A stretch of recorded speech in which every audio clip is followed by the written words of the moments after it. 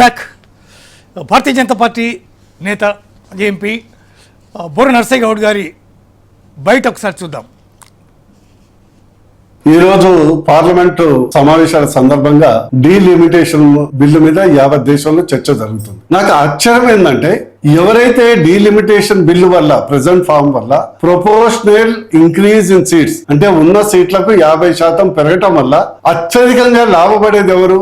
South India, Tamil Nadu గాని, కేరళ గాని, తెలంగాణ గాని, ఆంధ్రప్రదేశ్ గాని, పుదుచ్చేరి గాని, కర్ణాటక గాని. కానీ ఇక్కడ ఉన్నటువంటి కాంగ్రెస్ నాయకులు, లెఫ్ట్ నాయకులు దీన్నే వ్యతిరేకించడం అనేది చాలా ఆశ్చర్యం. ఇంకోటి ఏంటంటే ఆశ్చర్యమే కాదు, వీళ్ళ తలలో మెదడుందా లేదా అర్థం కావట్లేదు. ఇది సంకుచితమైనటువంటి రాజకీయాల కొరకు మన సౌత్ ఇండియా, దక్షిణ భారతదేశాన్ని నష్టం కలిగే విధంగా ప్రవర్తిస్తున్నారు. ఓ సింపుల్ ఎగ్జాంపుల్, ఇప్పుడు 543 సీట్లు ఉన్నాయి పార్లమెంట్ లో. 543 సీట్లు ఏ బేసిస్ మీద ఎప్పుడు చేశారు?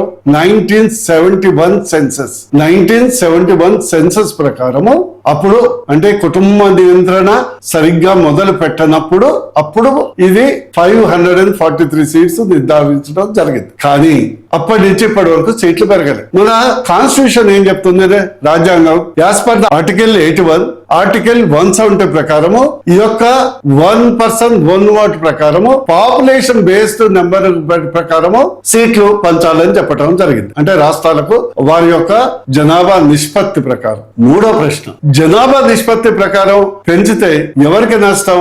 సౌత్ ఇండియా, తెలంగాణ గాని, ఆంధ్రప్రదేశ్ గాని, కర్ణాటక గాని, తమిళనాడు గాని, కేరళ గాని. ఎవరికి లాభం?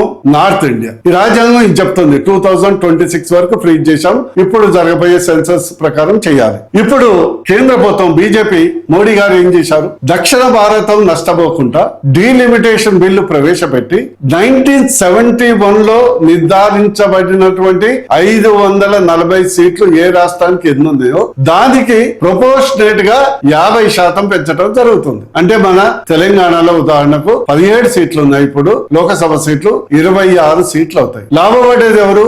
దక్షిణ భారతం. నష్టపోయేది ఎవరు?